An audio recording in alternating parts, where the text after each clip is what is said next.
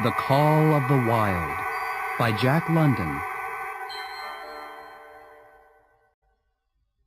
Chapter 1.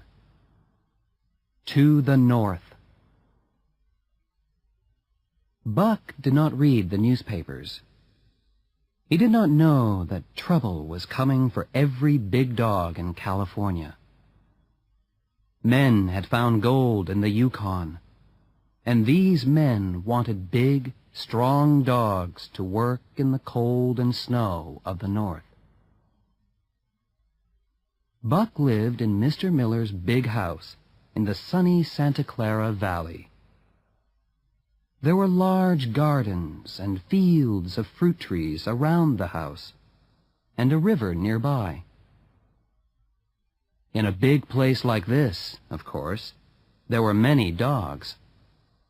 There were house dogs and farm dogs, but they were not important.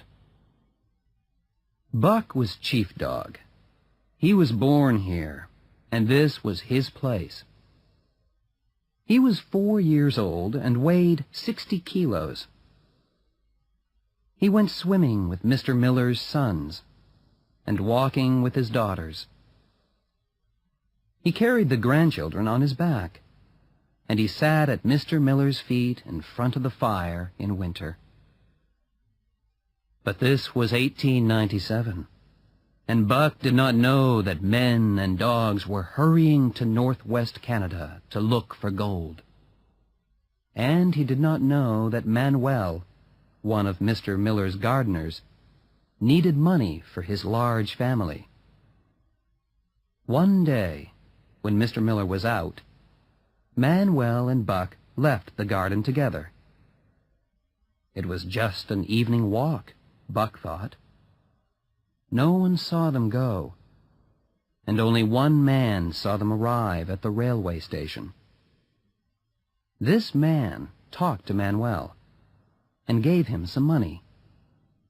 Then he tied a piece of rope around Buck's neck. Buck growled and was surprised when the rope was pulled hard around his neck. He jumped at the man. The man caught him, and suddenly Buck was on his back, with his tongue out of his mouth. For a few moments he was unable to move, and it was easy for the two men to put him into the train.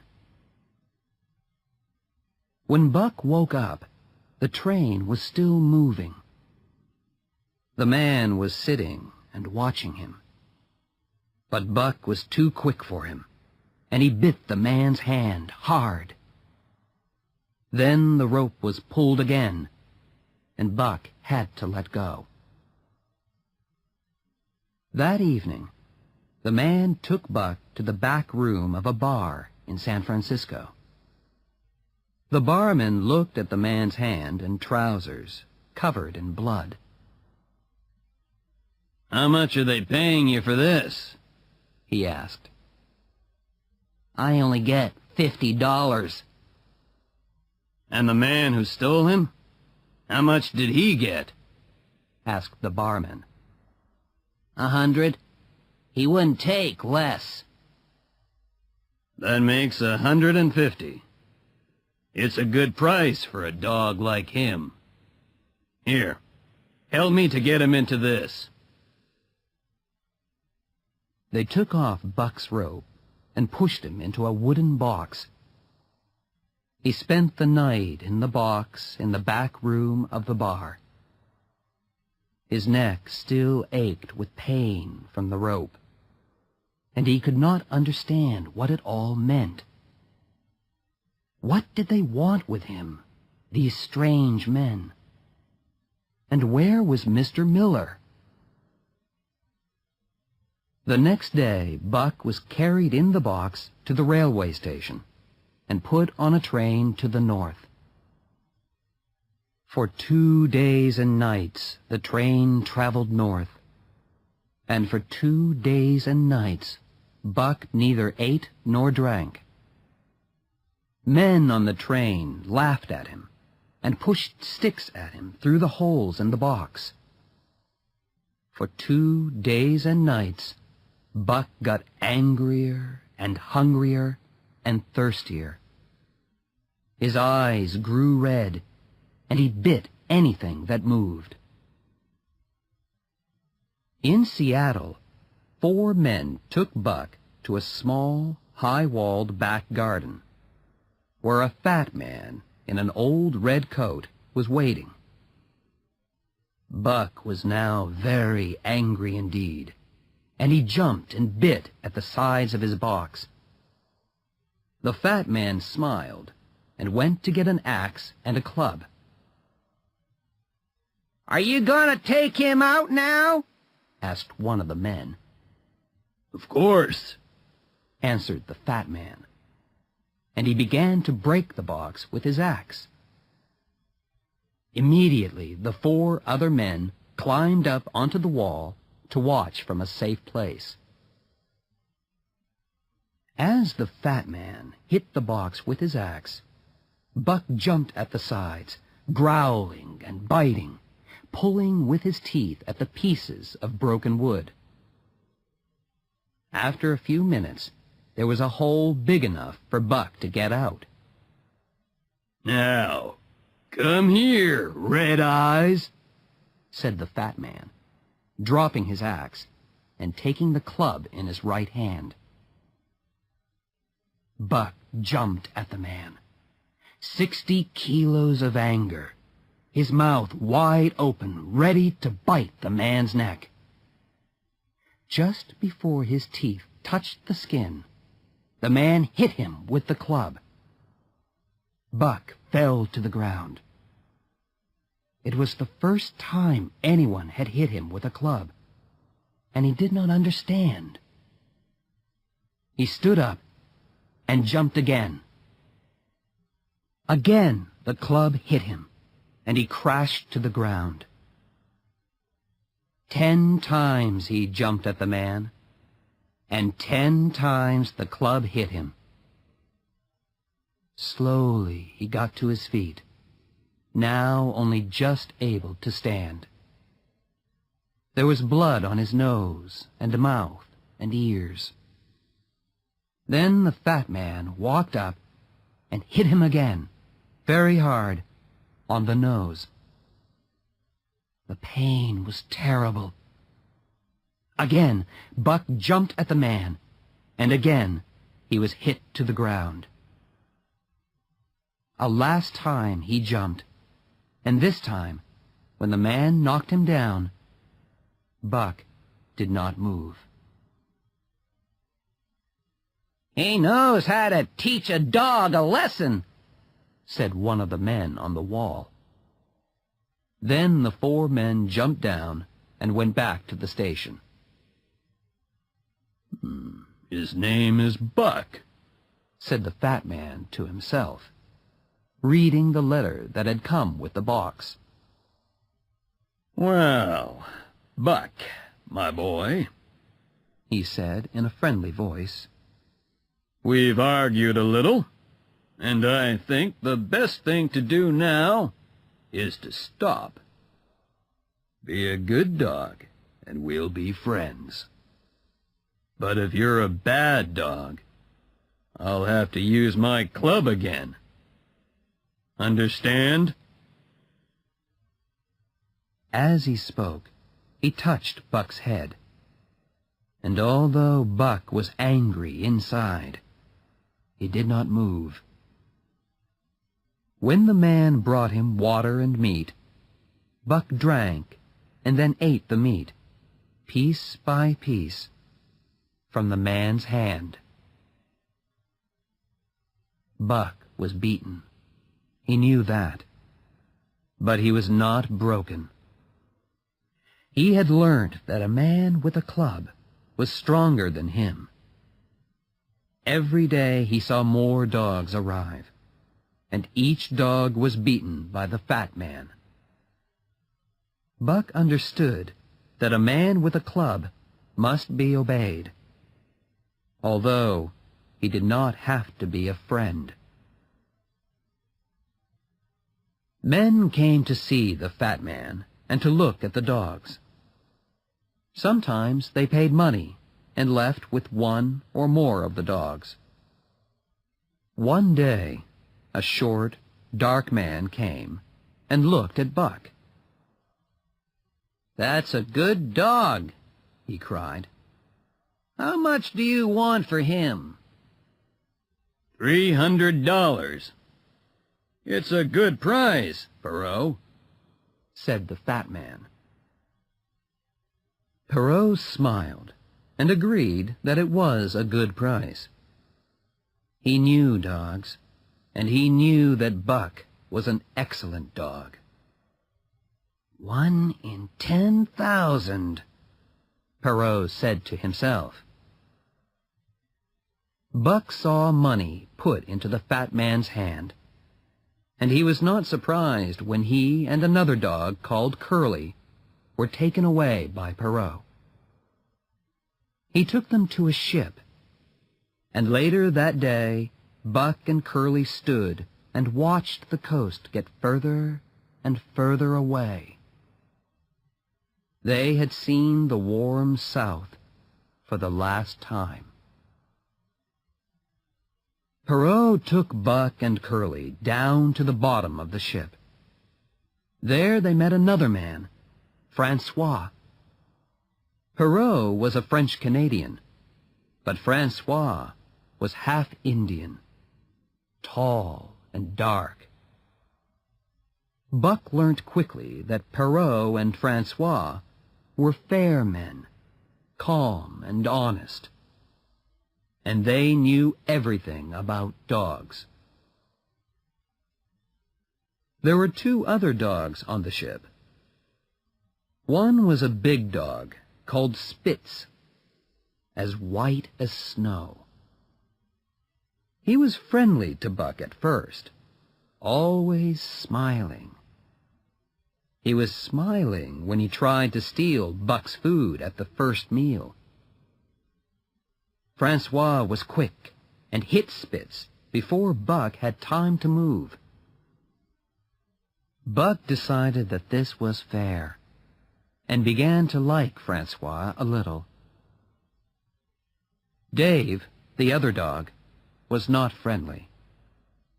He wanted to be alone all the time. He ate and slept and was interested in nothing.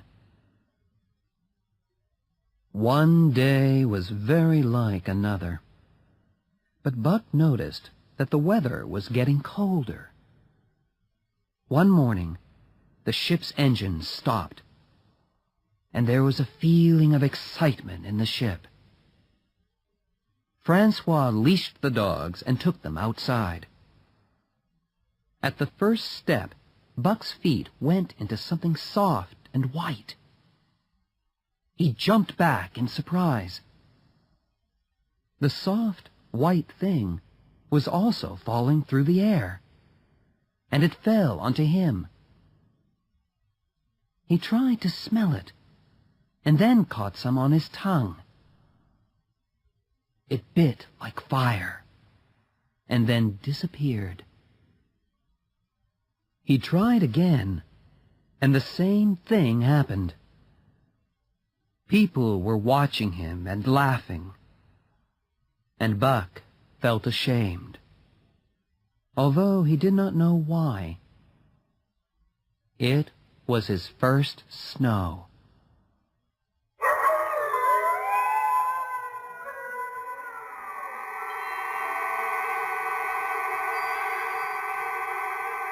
Chapter 2.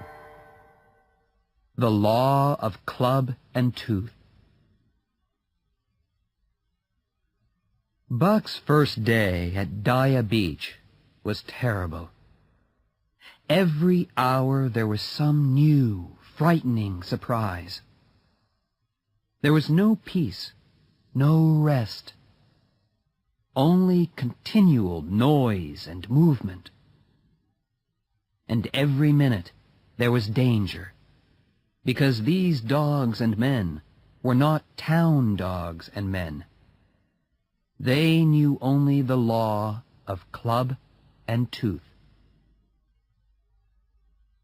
Buck had never seen dogs fight like these dogs. They were like wolves.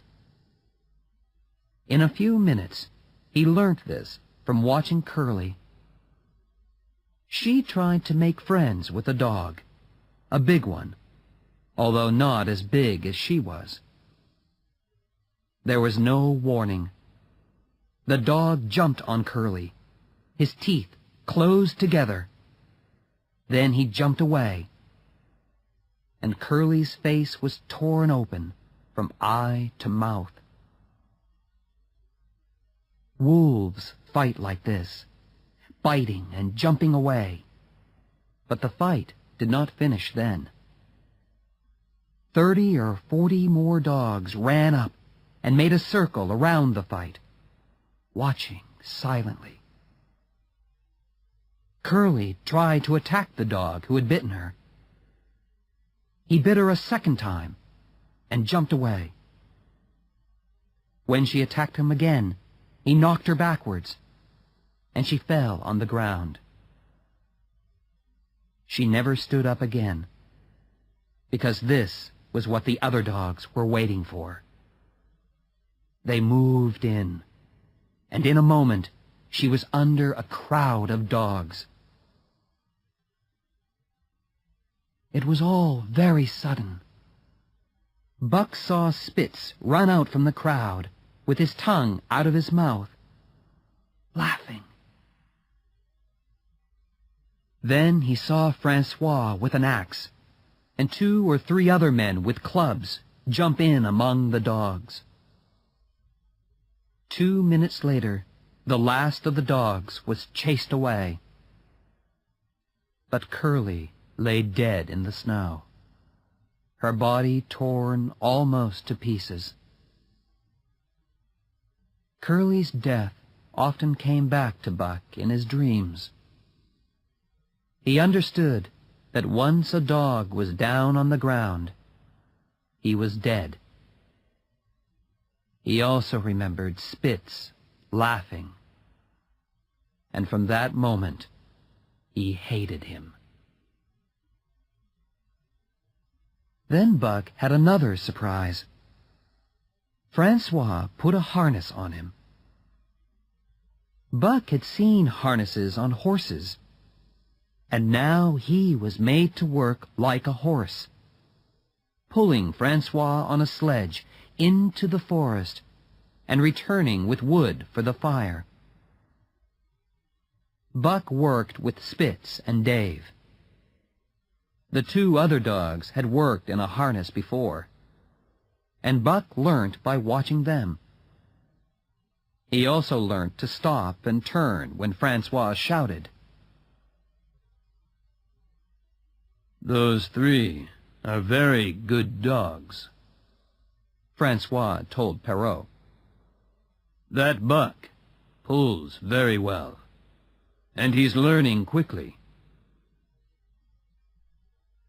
Perrault had important letters and official papers to take to Dawson City. So that afternoon he bought 2 more dogs, 2 brothers called Billy and Joe. Billy was very friendly, but Joe was the opposite. In the evening, Perrault bought 1 more dog, an old dog with 1 eye. His name was Solex, which means the angry one. Like Dave, he made no friends. All he wanted was to be alone.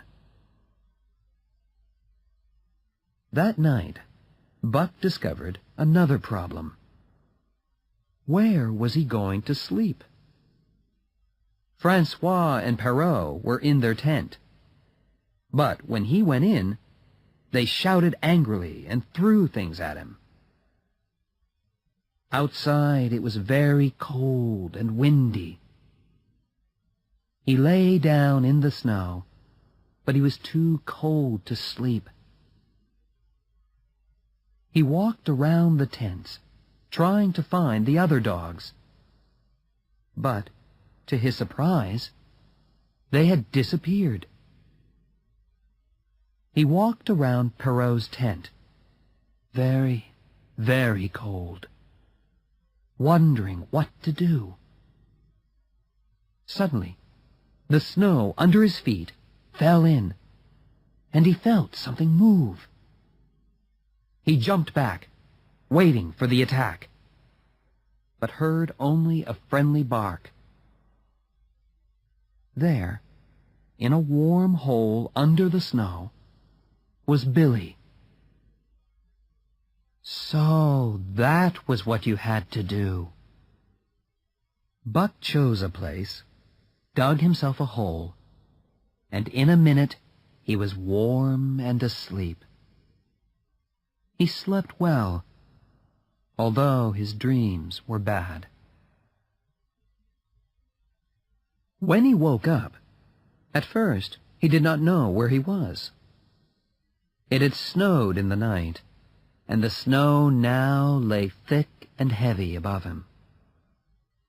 Suddenly, he was afraid.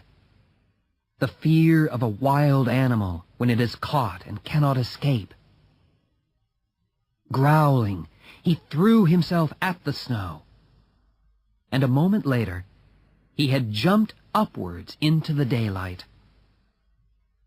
He saw the tents and remembered everything, from the time he had gone for a walk with Manuel to the moment he had dug the hole the night before. "What did I say?"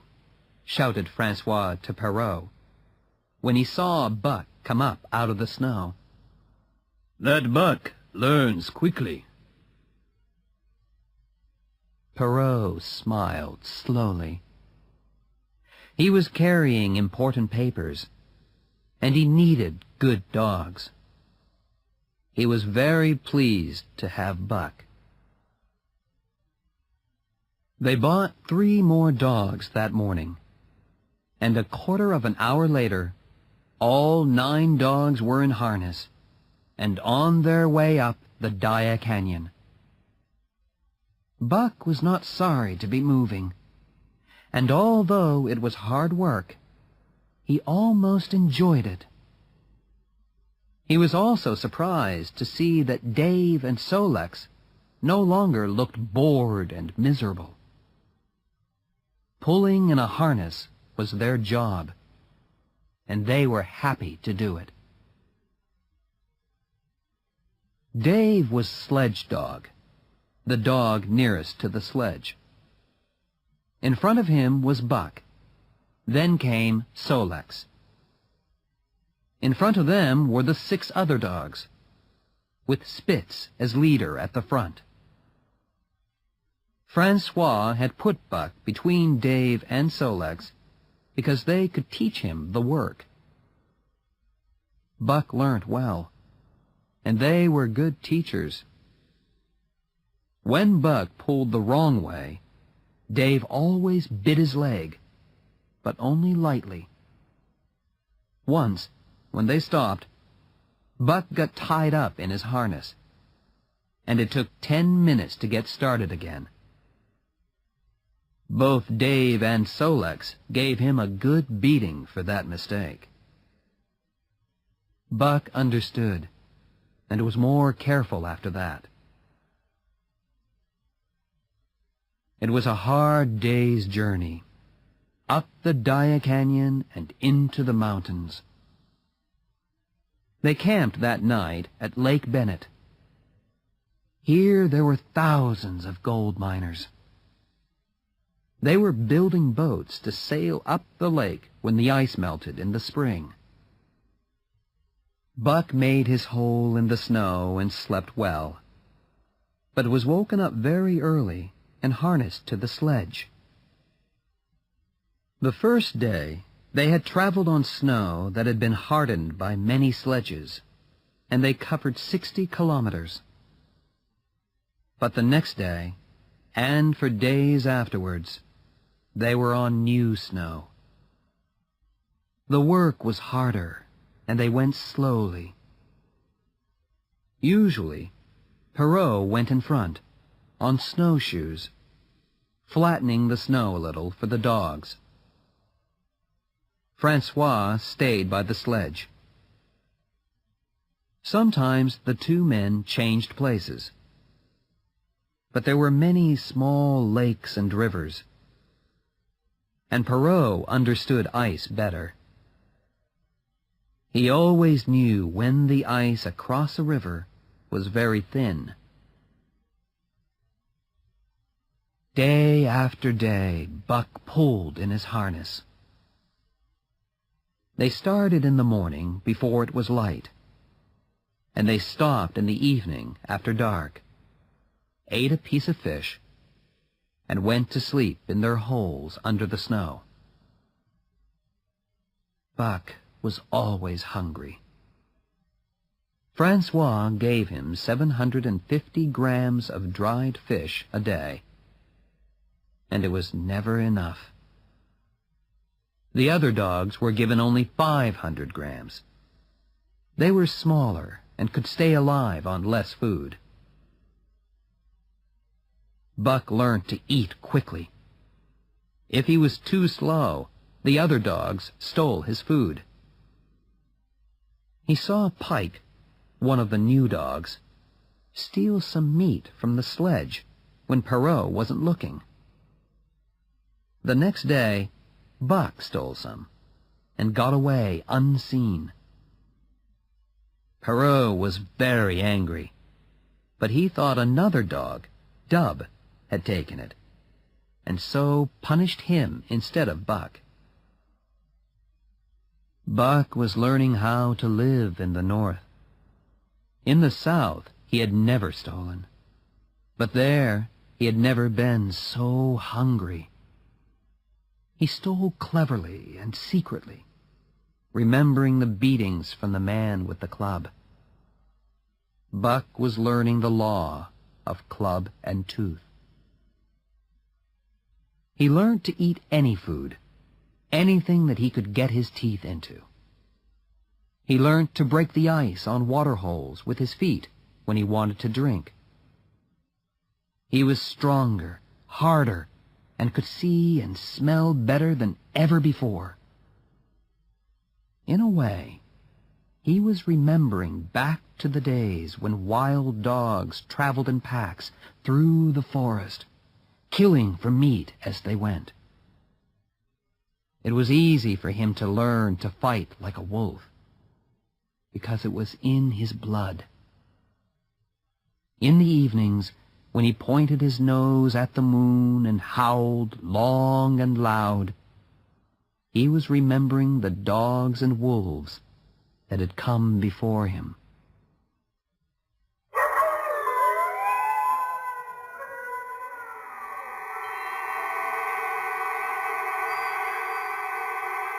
Chapter 3. The Wild Animal. The wild animal was strong in Buck, and as he traveled across the snow, it grew stronger and stronger. And as Buck grew stronger, he hated Spitz more and more, although he was careful never to start a fight. But Spitz was always showing his teeth to Buck, trying to start a fight. And Buck knew that if he and Spitz fought, one of them would die. The fight almost happened one night when they stopped by Lake L'Auberge. There was heavy snow, and it was very cold. The lake was frozen, and Francois, Perrault, and the dogs had to spend the night on the ice, under a big rock. Buck had made a warm hole in the snow, and was sorry to leave it to get his piece of fish. But when he had eaten, and returned to his hole, he found Spitz in it. Buck had tried not to fight Spitz before, but this was too much. He attacked him angrily. Spitz was surprised. He knew Buck was big, but he didn't know he was so wild. Francois was surprised, too, and guessed why Buck was angry. "Go on, Buck," he shouted. "Fight him, the dirty thief."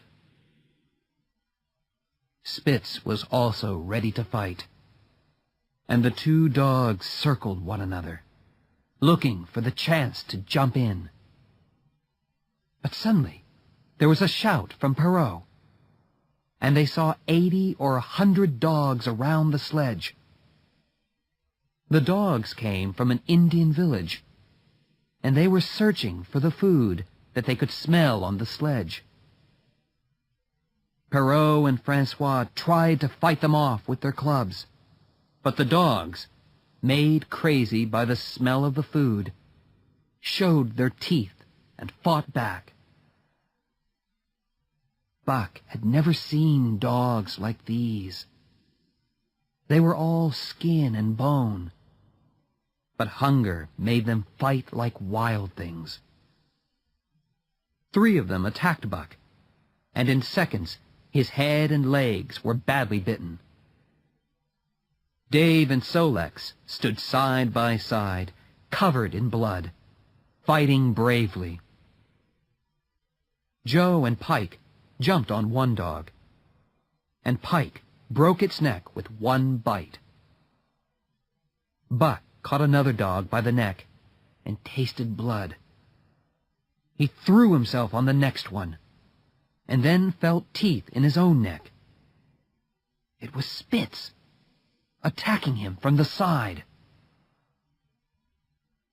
Perrault and Francois came to help with clubs, but then they had to run back to save the food. It was safer for the 9 sledge dogs to run away across the lake. Several of them were badly hurt, and they spent an unhappy night hiding among the trees. At first light, they returned to the sledge and found Perrault and Francois tired and angry. Half their food was gone. The Indian dogs had even eaten one of Perrault's shoes. Francois looked at his dogs unhappily. My friends," he said softly. "Perhaps those bites will make you ill. What do you think, Perrault?" Perrault said nothing.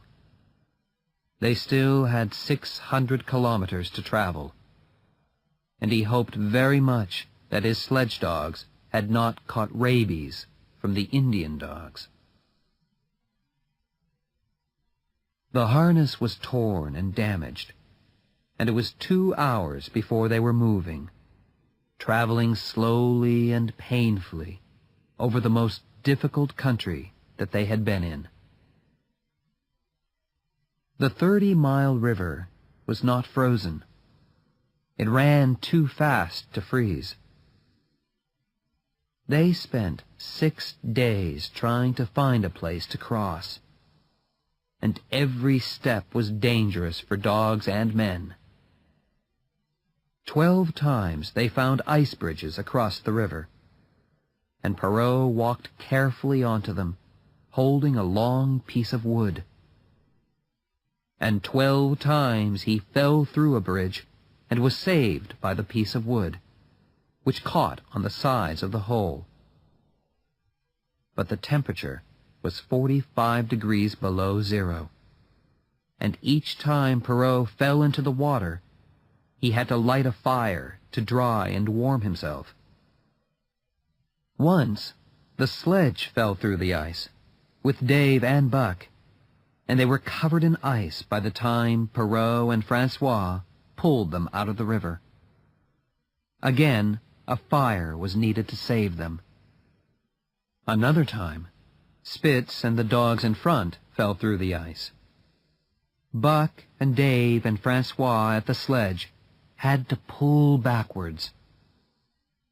That day, they traveled only 400 meters.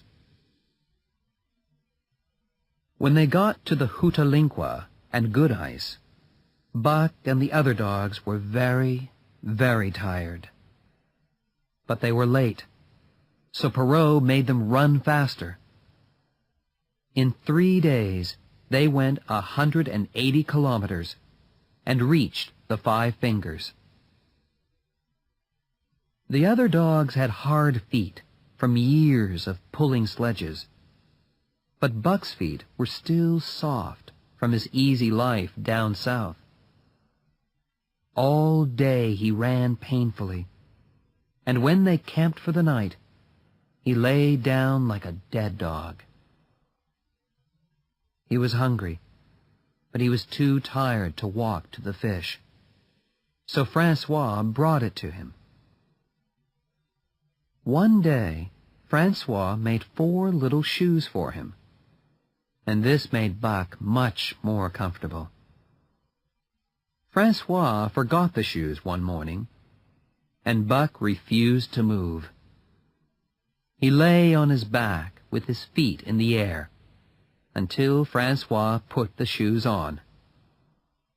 Later, his feet grew harder, and the shoes were not needed. One morning, at the Pelly River, a dog called Dolly went suddenly mad. She howled long and loud like a wolf, and then jumped at Buck. Buck ran, with Dolly 1 step behind him. She could not catch him, but he could not escape from her. They ran half a kilometer, and then Buck heard Francois call to him. He turned and ran towards the man, sure that Francois would save him. Francois stood, holding his axe, and as Buck passed, the axe crashed down on Dolly's head. Buck fell down by the sledge, too tired to move. Immediately, Spitz attacked him and bit his helpless enemy twice, as hard as he could. But Francois saw this and gave Spitz a terrible beating for it. "He's a wild dog, that Spitz," said Perrault. "One day he'll kill Buck." "Buck is wilder," replied Francois. "I've been watching him. One day he'll get very angry, and he'll fight Spitz. And he'll win." Francois was right. Buck wanted to be lead dog. Spitz knew this and hated him. Buck started to help the other dogs when Spitz punished them for being lazy. One morning, Pike refused to get up, and Spitz looked for him everywhere. When he found him, he jumped at him. But suddenly, Buck attacked Spitz. The other dogs saw this, and it became more and more difficult for Spitz to lead them. But the days passed without a chance for a fight, and soon they were pulling into Dawson City on a cold, gray afternoon. They stayed in Dawson for 7 days. When they left, Perrault was carrying some more very important papers, and he wanted to travel back as fast as possible. They traveled 80 kilometers the first day, and the same the second. But it was difficult work for Francois. Buck and Spitz hated each other, and the other dogs were not afraid of Spitz anymore. One night, Pike stole half a fish from Spitz and ate it standing next to Buck. And every time Buck went near Spitz, he growled and the hair on his back stood up angrily. The other dogs fought in their harnesses, and Francois often had to stop the sledge. He knew that Buck was the problem, but Buck was too clever for him, and Francois never saw him actually starting a fight. One night in camp, the dogs saw a snow rabbit, and in a second they were all chasing it, with Spitz in front. Nearby was another camp with 50 dogs, who also joined the chase. The rabbit was running fast on top of the snow, but the snow was soft, and it was more difficult for the dogs. When Spitz caught the rabbit, throwing it in the air with his teeth, Buck was just behind. Spitz stopped, and Buck hit him very hard. The two dogs fell in the snow. Spitz bit Buck very quickly, twice, and then jumped away, watching carefully. The time had come, and Buck knew that either he or Spitz must die. They watched one another, circling slowly. The moon was shining brightly on the snow, and in the cold, still air, not a leaf moved on the trees. The other dogs finished eating the rabbit, and then turned to watch. Spitz was a good fighter. He was full of hate and anger, but he was also intelligent. Every time Buck tried to bite his throat, he met Spitz's own teeth. Then, each time Buck attacked, Spitz moved and bit him on the side as he passed. After a few minutes, Buck was covered in blood. He attacked again, but this time turned at the last minute and went under Spitz, biting his left front leg. The bone broke, and Spitz was standing on 3 legs. Buck tried to knock Spitz down, and then repeated his earlier attack, and broke Spitz's right front leg. There was no hope for Spitz now. Buck got ready for his final attack, while the circle of 60 dogs watched and crowded nearer and nearer, waiting for the end. At last Buck jumped, in and out, and Spitz went down in the snow. A second later, the waiting pack was on top of him, and Spitz had disappeared. Buck stood and watched. The wild animal had made its kill.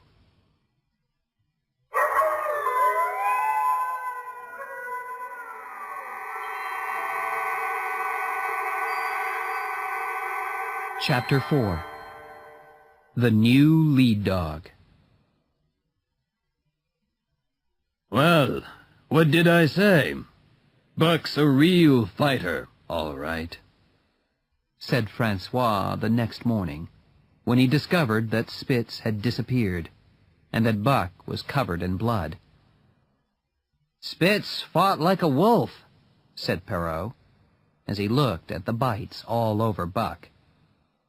And Buck fought like 10 wolves, answered Francois. And we'll travel faster now. No more Spitz, no more trouble. Francois started to harness the dogs.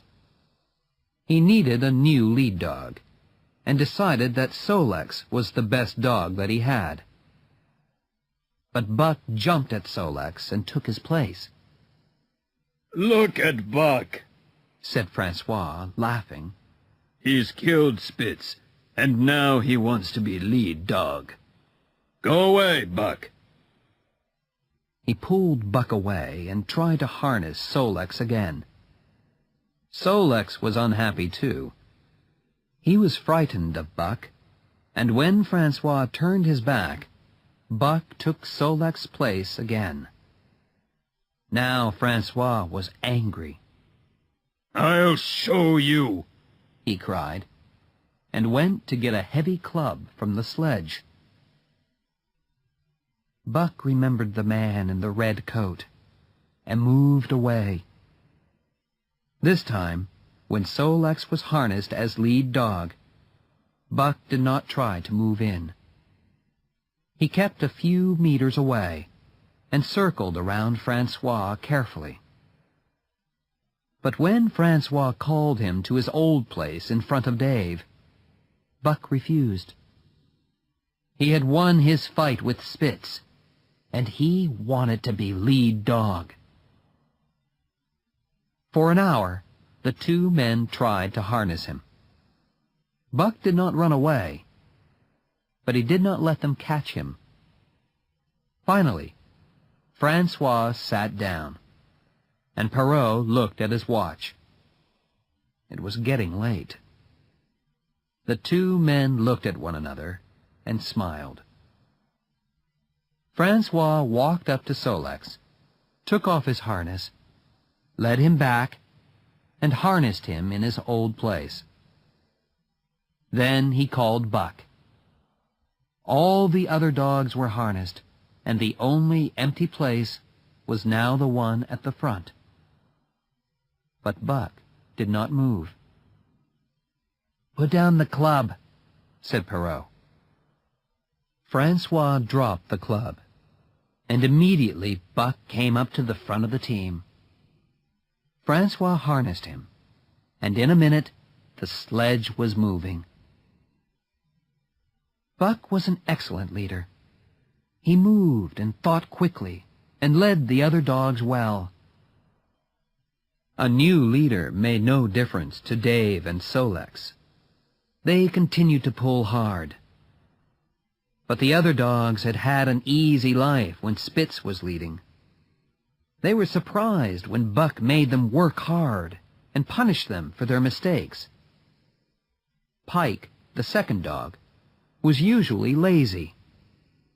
But by the end of the first day, he was pulling harder than he had ever pulled in his life.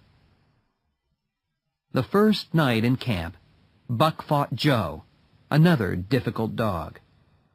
And after that, there were no more problems with him. The team started to pull together and to move faster and faster. "I've never seen a dog like Buck," cried Francois. "Never. He is worth $1,000. What do you think, Perrault?" Perrault agreed. They were moving quickly and covering more ground every day. The snow was good and hard, and no new snow fell. The temperature dropped to 45 degrees below zero and didn't change. This time, there was more ice on the 30-mile river, and they crossed in a day. Some days they ran 100 kilometers, or even more. They reached Skagway in 14 days, the fastest time ever. For 3 days the dogs rested in Skagway. Then Francois put his arms around Buck's neck and said goodbye to him. And that was the last of Francois and Perrault. Like other men, they passed out of Buck's life forever. 2 new men took Buck and his team back north on the long journey to Dawson, traveling with several other dog teams. It was heavy work.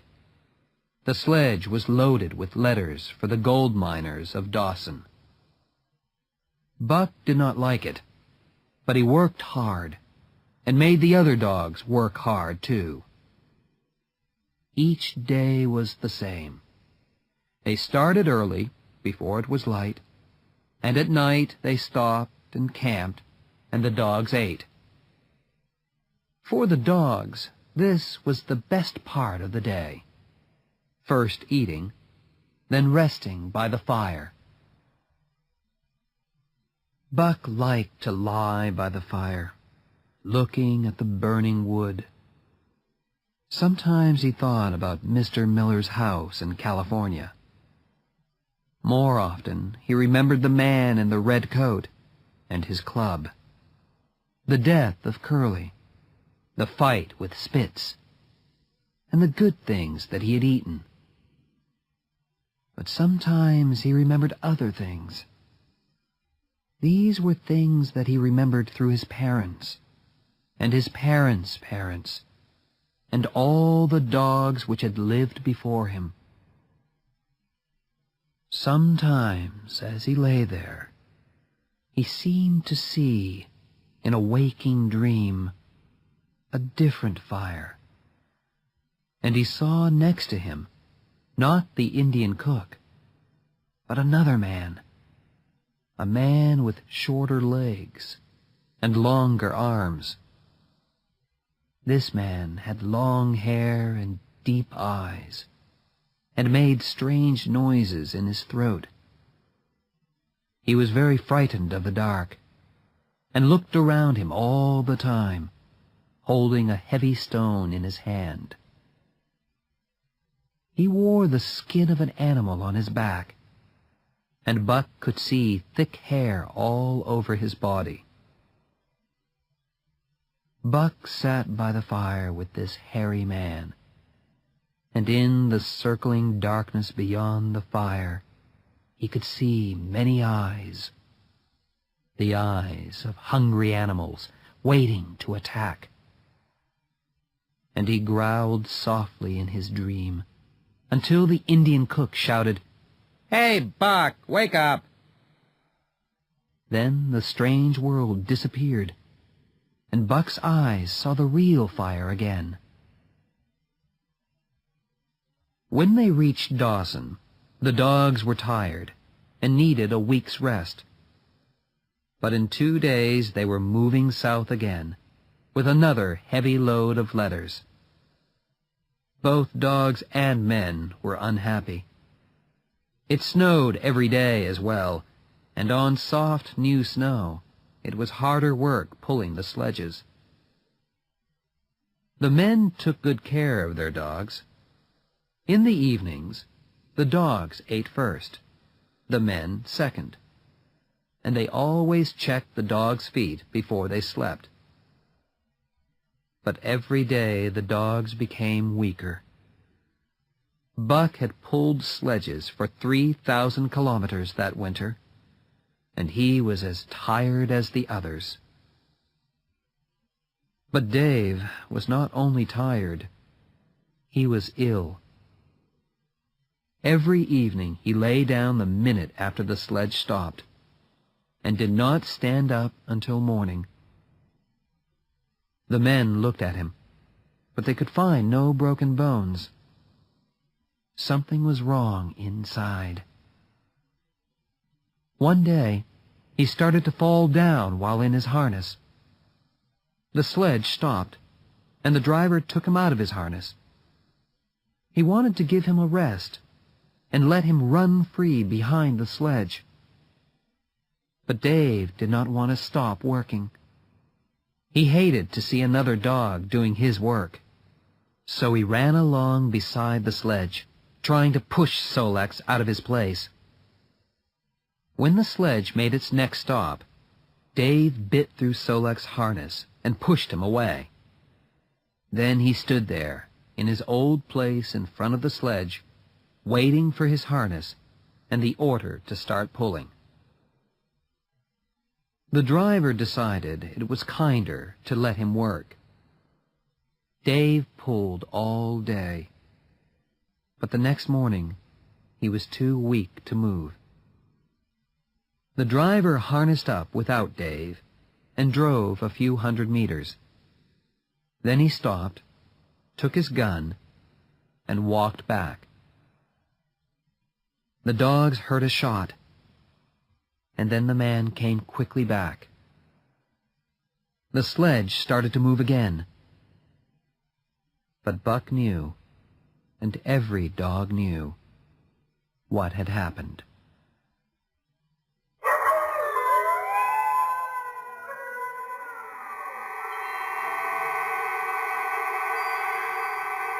Chapter 5. More Hard Work. 30 days after leaving Dawson City, the team arrived back in Skagway. They were very, very tired. Buck now weighed only 50 kilograms, and the other dogs were also very thin. They were not ill. They just needed a long, long rest. But at Skagway, there were mountains of letters waiting to go north. So the men had to buy new, strong dogs. The old ones, now useless for work, were sold. 2 American men, called Hal and Charles, bought Buck and his team, together with the harness. Charles was 40 years old, with light hair and watery blue eyes. Hal was a young man of 20, with a big, shiny gun and a big knife in his belt. These things, more than anything, showed how young he was. Both men were clearly new to the North, and its hard and dangerous life. They took the dogs back to their untidy camp, where a woman was waiting. This was Mercedes, Charles's wife and Hal's sister. Buck watched the men take down the tent and load all their luggage on the sledge. They didn't know how to do it sensibly, and every time they put something on the sledge, Mercedes moved it. Often they had to take things off the sledge and start again. 3 men came up and watched, laughing. "You've got a heavy load on that sledge," said one of them. "Why don't you leave the tent here in Skagway?" "How could we live without a tent?" asked Mercedes, throwing up her hands in the air. It's spring now. You won't have any more cold weather." "I must have a tent," she answered, and helped Charles and Hal with the last few boxes. "Do you think that load will stay on?" asked another man. "Why shouldn't it?" asked Charles. "Well, it's a bit heavy on top. Do you think your dogs will be able to pull that?" "Of course they will," said Hal. The sledge was now ready to go. "Come on, dogs, pull!" he shouted. The dogs pulled as hard as they could, but the sledge did not move. "The lazy animals!" shouted Hal, picking up his whip. But Mercedes stopped him. "Oh, Hal, you mustn't!" she cried, pulling the whip away from him. "The poor dogs! You must promise to be nice to them, or I'm staying here." "You know nothing about dogs," answered Hal. "Leave me alone. Dogs are lazy, and you have to whip them. Everybody knows that. Ask those men if you don't believe me." Mercedes turned and looked at the watching men. "They're tired, if you really want to know," said one of them. "They've been working very hard, and they need a rest." "Rest?" laughed Hal. "These stupid dogs are just lazy." Now Mercedes decided that her brother was right. "Don't listen to that man," she said. "You're driving our dogs, and you do what you think is best." Now Hal used his whip on the dogs. They pulled and pulled, but the sledge stayed where it was. Hal was still using his whip when Mercedes stopped him again and put her arms around Buck. "Oh, you poor, poor dears," she said. "Why don't you pull hard? Then nobody will whip you." One of the men watching now spoke again. "I don't care what happens to you," he said, "but I'm sorry for the dogs. The sledge is frozen to the snow, and you'll have to break it out. Push it from one side to the other to break the ice." Hal tried again, but this time he broke the ice under the sledge. The heavy sledge started to move slowly, Buck and his team pulling hard under the whip. After 100 meters, they had to turn into another street. It was a difficult turn with a top-heavy load, and Hal was not a good driver. As they turned, the sledge went over onto its side, throwing boxes and packets into the street. The dogs didn't stop. The sledge was not so heavy now, and they pulled it easily on its side. The whip had made them angry, and they started to run. Hal cried, "Stop!" But the dogs continued through Skagway, and the rest of the luggage fell off as they ran. People helped to catch the dogs and to pick up all the things from the street. They also told the men that if they wanted to reach Dawson, they needed twice as many dogs and half as much luggage. Hal and Charles went back to the camp and started to look at the luggage and throw things away. Tent, blankets, and plates were taken out. Mercedes cried when most of her clothes went. When they had finished, Mercedes was still crying. There was a lot of luggage on the road, and there was still a lot to go on the sledge. Then Charles and Hal went out and bought 6 more dogs, so they now had 14. But the new dogs were not real sledge dogs, and they knew nothing about the work. Charles and Hal put them into harness, but Buck could not teach them how to pull a sledge. So now there were 6 dogs who couldn't pull at all, and 8 who were tired after pulling for 4,000 kilometers. But Charles and Hal were happy. They had more dogs than any sledge that they had seen at Skagway. They didn't know that no sledge could carry enough food for 14 dogs. The next morning, Buck led the team up the street. They moved slowly because they were tired before they started. Buck had pulled to Dawson and back twice, and he didn't want to do it again. He had watched Hal and Charles and Mercedes, and he saw that they didn't know how to do anything. And, as the days passed, he saw that they could not learn. It took them half the evening to get everything ready for the night, and it took them half the morning to get ready to leave. And when they did start, they often had to stop because something had fallen off the sledge.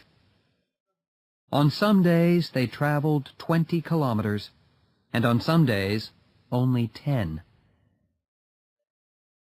They didn't have enough dog food when they started, and they used what they had much too quickly. Hal gave the dogs extra food because he wanted them to pull harder. Mercedes gave them extra food because she was sorry for them. But it was not food that they wanted, but rest. Soon Hal saw that they had traveled only a quarter of the way to Dawson, but had eaten half their food. He had to give the dogs less food. It was easy to give them less food, but it was impossible to make them travel faster. Dub had pulled hard and well all the way from Skagway, but he had hurt his leg. It got worse and worse until finally Hal had to shoot him. The 6 new dogs, now weak and ill from hunger and hard work, died next. Hal, Charles, and Mercedes had started the journey happily. But now they were tired, cross, and miserable. Charles and Hal argued about everything, because each thought that he was working harder than the other. And Mercedes was unhappy because she thought that she shouldn't have to work. She was tired, so she rode on the sledge, making the work even harder for the dogs. She rode for days, until the dogs could not move the sledge. The men asked her to walk, but she would not leave the sledge. One day they lifted her off. She sat in the snow and did not move. They went off with the sledge and traveled 5 kilometers. Then they turned, went back, and lifted her on again. Buck and the other dogs were now just skin and bone. They pulled when they could, and when they couldn't, they lay down in the snow. When they were whipped, they stood up and tried to pull again. One day, Billy fell and could not stand up. Hal killed him and threw him into the snow. Buck and the other dogs knew that soon they were going to die too. On the next day, Kuna died, and there were only 5 dogs left: Joe, Pike, Solex the One-Eyed, Teak, and Buck. It was beautiful spring weather. The snow and ice were melting, the plants were growing, and the forest animals were waking from their winter sleep.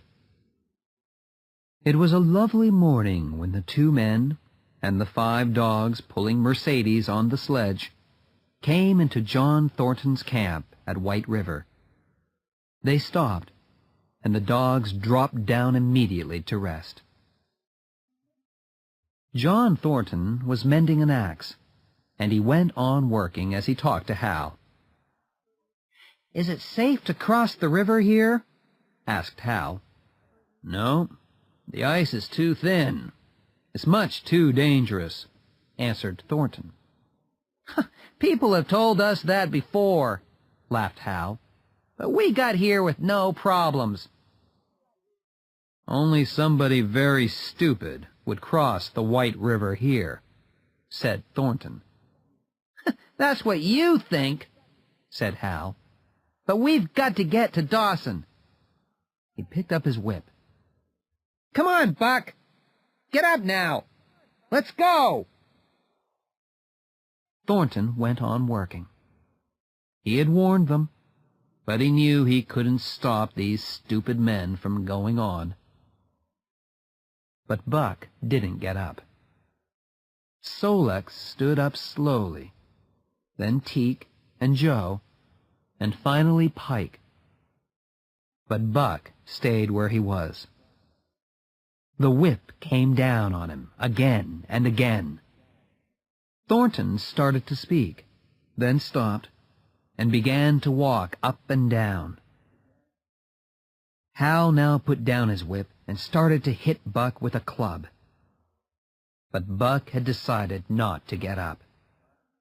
He had felt thin ice under his feet all day, and he saw thin ice in front of him. The club hit him again and again, but Buck felt almost nothing. Then suddenly, with a wild cry, John Thornton jumped on Hal, throwing him backwards. Mercedes screamed. "If you hit that dog again, I'll kill you," Thornton shouted. "He's my dog," Hal replied. There was blood on his face. "Get out of my way, or I'll hit you too. I'm going to Dawson." Thornton stood between Hal and Buck and did not move. Hal took out his long knife, but Thornton knocked it out of his hand. Mercedes screamed again. Then Thornton picked up Hal's knife and cut Buck out of the harness. Hal didn't want to fight, and Buck was not worth fighting for. He was nearly dead. Hal started the sledge and went down towards the river. Buck lifted his head and watched the sledge move away. Pike was leading, and Joe, Teek, and Solex were behind him. Hal was walking in front of the sledge, and Mercedes was riding on it. Charles was walking behind. As Buck watched, Thornton felt his body with gentle hands, searching for broken bones. Buck was very thin, very tired, and very weak. But Thornton didn't think he was going to die. Then both dog and man watched the sledge as it went slowly out onto the ice in the middle of the river. Suddenly, the back of the sledge went down, and the front went up into the air. Mercedes screamed, and Charles turned and took one step back. Then a big piece of ice broke off, and dogs, sledge, and people disappeared. There was only a big hole in the ice. John Thornton and Buck looked at one another. "You poor thing," said John Thornton, and Buck licked his hand.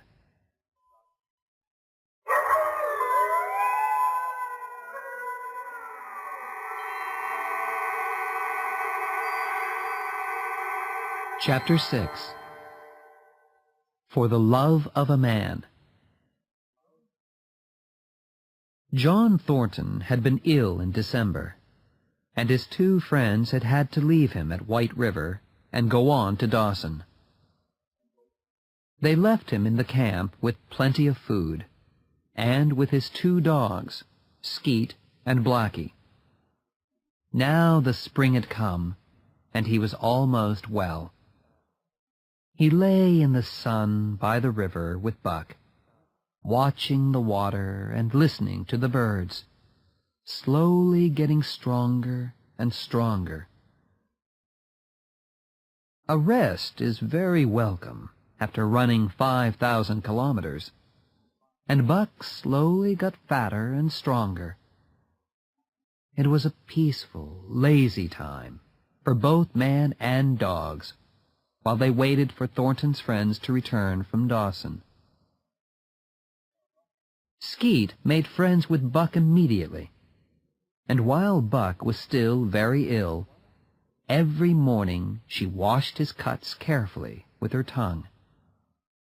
Blackie, too, was friendly, and as Buck grew stronger, the three dogs often played games together. Sometimes Thornton joined the games, too. The days passed very happily, and for the first time, Buck learned to love. He had never loved a man before. He and Mr. Miller in the Santa Clara Valley had been very good friends, but Buck had not loved him. John Thornton had saved his life, but he was also a man who was naturally kind to animals. He took very good care of his dogs, not because it was sensible to do that, but because he felt they were his children. He was always talking to Buck, holding his head and shaking it lovingly. In answer, Buck liked to take Thornton's hand gently in his mouth. Buck was happy to lie on the ground all day and watch Thornton. And when Thornton spoke to him or touched him, Buck went wild with happiness. At first, he was afraid that Thornton was going to disappear, like Perrault and Francois, and at night he sometimes woke up and went to the tent to make sure that he was still there. But something was changing in Buck. He had lived in the North a long time now, and he was almost a wild dog. He was happy to sit by Thornton's fire, but he sat as a wild animal, and his dreams were filled with other animals, dogs, half-wolves, and wild wolves. They seemed to call him into the forest, and sometimes Buck wanted to leave the fire and answer the call. But every time he went into the trees, his love for Thornton brought him back. It was only Thornton who stopped him going into the forest. Other men did not interest him. Visitors to the camp tried to make friends with him, but Buck stayed cold. When Thornton's two friends, Hans and Pete, arrived from Dawson, Buck refused to notice them at first. Then he saw that they were friends of Thornton's, and after that he accepted them. But they were not his friends. They were, like Thornton, kind men, and they understood that Buck loved Thornton, and him alone. Thornton, too, understood Buck. One day, Buck and the three men were sitting on some high rocks, 100 meters above the river. Thornton wondered if Buck would obey any order, even a crazy one. "Jump, Buck!" he shouted, pointing down to the river. A second later, the three men were holding Buck back as he tried to jump. "That was very strange," said Pete, when they had sat down again. "Not strange. Wonderful," said Thornton. "Terrible, too. Sometimes it frightens me." "Yes, I feel sorry for any man who hits you when Buck's near," said Pete. "So do I," said Hans. It happened in the autumn in Circle City. A man called Burton was starting a fight with another man in a bar. Thornton stepped between them to try to stop them. Buck was, as usual, lying in the corner watching. Burton hit Thornton, and he nearly fell, just catching a table. Buck flew through the air at Burton's throat. Burton saved his life by putting up his arm and was thrown onto the ground, with Buck on top of him. Buck took his teeth out of the man's arm and this time bit into his throat. Then a crowd of people pulled Buck off, and a doctor was called. Everyone agreed that Buck had only attacked because he saw Thornton in danger. And from that day, Buck's name became famous all over the North. Later that year, Buck saved Thornton in a different way. The three men were taking a boat down a fast and rocky river. Thornton was in the boat, while Hans and Pete moved along the riverbank, holding the boat with a rope. Buck followed them, keeping a worried eye on Thornton. They came to a more dangerous part of the river, and the boat started to go too quickly. Hans pulled on the rope to stop it, and pulled too hard. The boat turned over, and Thornton was thrown into the water and carried downriver towards rocks where no swimmer could live. Buck jumped in immediately and swam 300 meters until he reached Thornton. Then he turned, and with Thornton holding his tail, Buck swam towards the riverbank. But they moved slowly, and all the time the river was carrying them towards the place where the water crashed 20 meters down onto rocks. Thornton knew that they would not get to the bank quickly enough, so he let go of Buck, held onto a rock in the middle of the water, and shouted, "Go, Buck, go!" Buck swam as hard as he could to the bank, and Pete and Hans pulled him out. It was hard for Thornton to hold on to his rock in that wild water, and his friends knew they had only a few minutes to save him. They tied their rope round Buck, who at once jumped into the river and tried to swim to Thornton. The first time, the water took him past the rock, and Pete and Hans had to pull him back. The second time, he swam higher up the river, and the water brought him down to Thornton. Thornton held on to Buck, and Hans and Pete pulled the rope as hard as they could. Man and dog disappeared under the water, banging into rocks, turning over and over, sometimes with Buck on top, sometimes Thornton. When Hans and Pete finally pulled them out, both seemed more dead than alive. But after a while, their eyes opened and life returned. That winter, at Dawson, Buck did something that made him even more famous in the North. It was also very helpful to the three men. They wanted to make a journey to look for gold in the East, and they needed money. They were in a bar one day when some of the men started to talk about dogs. One man said that he had a dog who was strong enough to pull a sledge with 200 kilos on it. Another said his dog could pull 250. A third man, called Matthewson, said his dog could pull 300 kilos. "That's nothing," said Thornton. "Buck can pull 350. Can he break the sledge out when it's frozen to the ice, and then start it moving? And pull it 100 meters? Asked Matthewson. "He can break it out, and start it, and pull it 100 meters, said Thornton. "Well," said Matthewson, speaking slowly and loudly, "I've got $1,000 here, and I say he can't." As he spoke, he took a bag of gold and put it down on the table. Suddenly, Thornton was worried.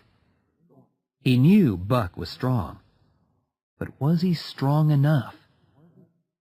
Now 10 men were watching him and waiting. He didn't have $1,000, and neither did Hans or Pete. "I've got a sledge outside with 350 kilos on it," said Matthewson. "So, it's easy if you want to try." Thornton didn't know what to say. He looked at the other men in the bar. One of them was an old friend, Jim O'Brien. "Can you lend me $1,000, Jim?" he asked softly. "Sure," said O'Brien, putting another bag of gold next to Matthewson's. "But I don't think the dog can do it, John." Everybody went out into the street. There were 200 or 300 men around Matthewson's sledge. The sledge had been outside the bar for 2 hours, and it was frozen to the ice, in a temperature of 50 degrees below zero. Most of the men thought that Buck was not strong enough, and Matthewson smiled happily. "Shall we make it $2,000? he asked. Thornton, Hans, and Pete talked for a minute. They had only $400, but they added this to O'Brien's 1,000. Matthewson, very sure of winning, also put down another $400. Matthewson's 10 dogs were taken away, and Buck, who could feel the excitement in the air, was harnessed to the sledge. Buck was, without question, a very fine animal. Bright-eyed, intelligent, his thick coat shining with health. and he looked as strong as a horse. One man went up to Thornton. "I'll buy him now," he said. "I'll give you $800 for him." Thornton shook his head and sat down on the snow next to Buck. He held Buck's head in his hands and spoke softly into his ear. "If you love me, Buck, if you love me." Buck took Thornton's hand between his teeth, then let go, and Thornton stood up and stepped back. "Ready, Buck," he said. Buck pulled on the harness a little, getting ready. "Right!" cried Thornton. Buck pulled to the right, hard, stopped suddenly, and the ice under the sledge began to break. "Now, left," called Thornton, and Buck pulled to the left, breaking more of the ice. "Now, pull!" Buck threw himself against his harness and pulled. He held his body low to the ground, his head down and forward, and his feet dug into the hard snow. Harder and harder he pulled. Suddenly, the sledge moved a centimeter, 2, 3, and little by little, it started to go forward across the snow. With each second it went a little faster, and Thornton ran behind, calling to Buck as he pulled the sledge towards the end of the 100 meters. The watching men were shouting and throwing their hats in the air. Buck had won! Then Thornton was on the snow next to Buck again, talking to him, and Buck had Thornton's hand in his teeth.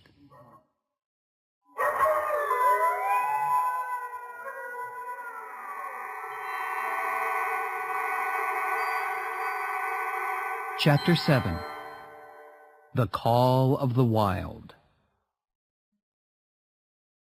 In 5 minutes, Buck had made $1,400 for Thornton and his friends. The money made it possible for them to travel east, where they wanted to look for a lost gold mine. Men said that this mine had more gold than any other mine in the north. Many had looked for it, and some had died looking for it. The only men who knew where it was were now dead. Thornton, Pete, and Hans, with Buck and 6 other dogs, started off to the east in the spring. They traveled up the Stewart River and crossed the Mackenzie Mountains. They did not move quickly. The weather was good, and the men shot animals for food when they needed it. Sometimes they traveled for a week, and sometimes they stopped for a week and searched for gold in the ground. Sometimes they were hungry, and sometimes they had lots of food. They spent all the summer in the mountains, carrying everything they needed on their backs, sometimes making boats to go down rivers or across lakes. In the autumn, they came to a strange, flat country with many lakes. They traveled on through the winter and met nobody. But once they found an old wooden house with an old gun in it. When the spring came, they found not the lost mine, but a lake in a wide valley.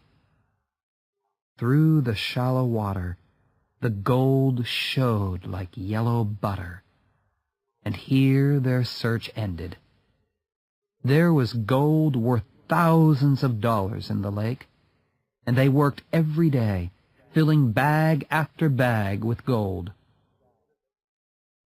The dogs had nothing to do except watch the men and eat the food which the men shot for them. Buck spent many evenings sitting by the fire. As he sat, he saw again his dream world, where the strange hairy man sat next to him. He also heard something calling him into the forest. Sometimes, in the middle of the day, he lifted his head and listened, and then ran off into the forest. One night he woke up and heard the call again, a long howl. He ran into the forest, following the sound, and came to an open place in the trees. And there, his nose pointing to the sky, sat a wolf. The wolf stopped howling, and Buck walked slowly towards him. The wolf ran, and Buck followed. After a time, the wolf stopped and waited, watching Buck, ready to attack. But Buck did not want to fight, and soon the wolf realized this, and the two animals became friendly. Then the wolf started to run again, and he clearly wanted Buck to follow him. They ran for hours through the forest, and Buck remembered again his dream world where he, and others like him, had run through a much older forest. Then they stopped to drink, and Buck remembered John Thornton. He turned and started to run back. The wolf followed him, then stopped and howled. But Buck ran on and did not turn. Thornton was eating dinner when Buck returned. Buck jumped all over him, and for 2 days never left his side. He followed him everywhere, watching him while he ate and while he slept. But after 2 days the call of the wild came again, and he remembered the forest and the wolf who had run beside him. He started to sleep out in the forest at night, sometimes staying out for 3 or 4 days. Once he was away for a week, fishing and killing animals for food. He ate well, and he grew stronger and quicker and more alive. His golden brown coat shone with health as he ran through the forest, learning its every secret, every smell, and every sound. "He's the finest dog that I've ever seen," said Thornton to his friends one day as they watched Buck walking out of camp. "There'll never be another dog like him," said Pete.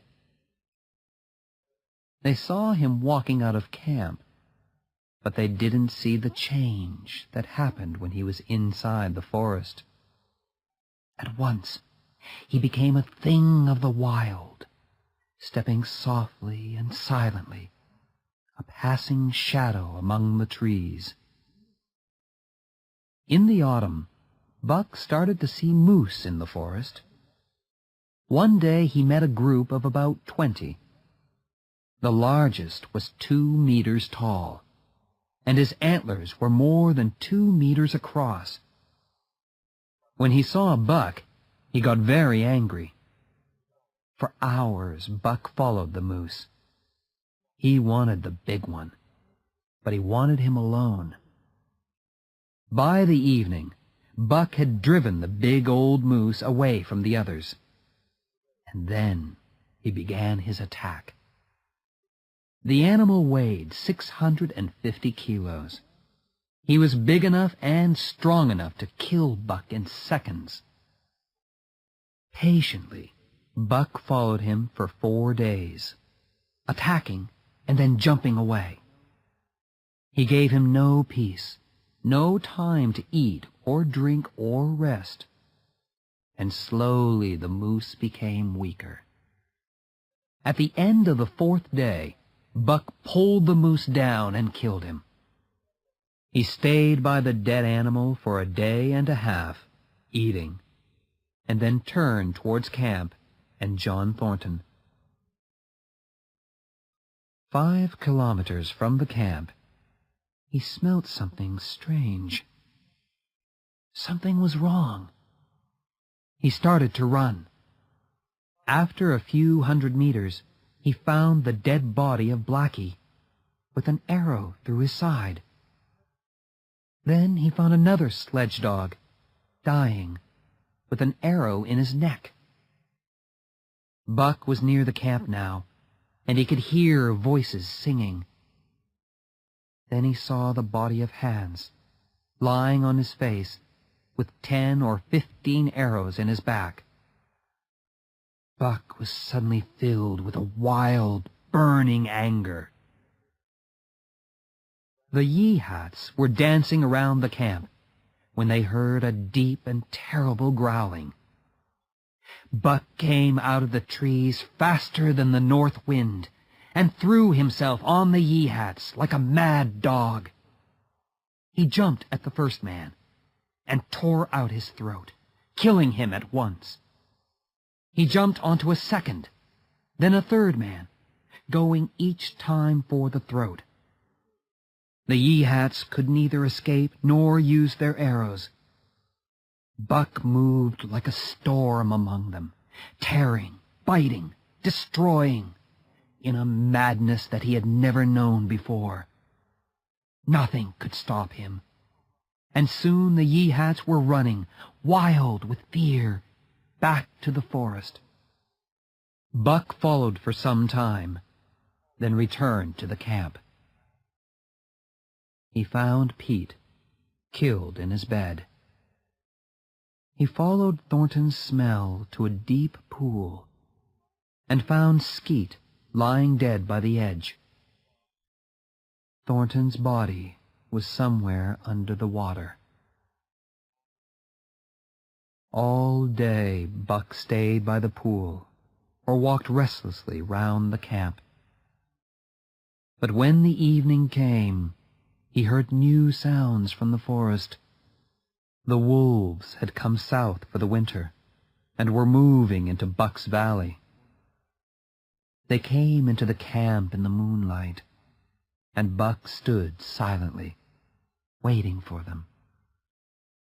Suddenly, the bravest wolf jumped at Buck. In a second, Buck had bitten, and then stood still again. The wolf was dead behind him.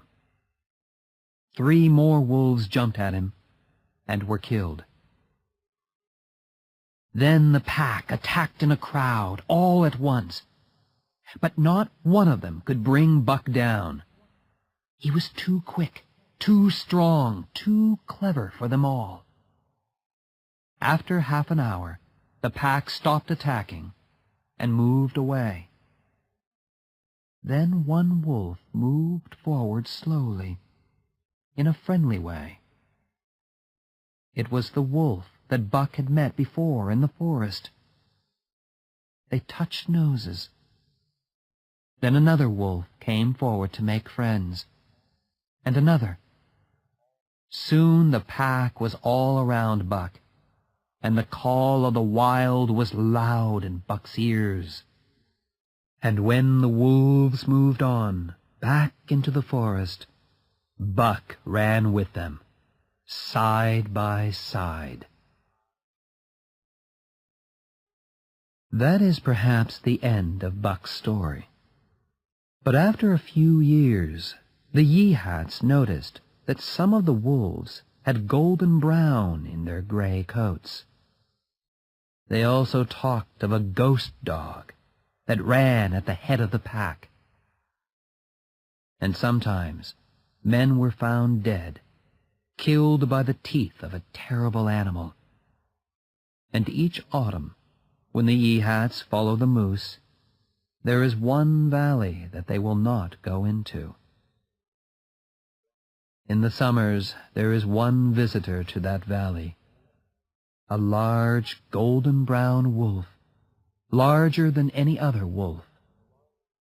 He walks alone round the lake where the yellow gold shines in the water, and howls. but he is not always alone.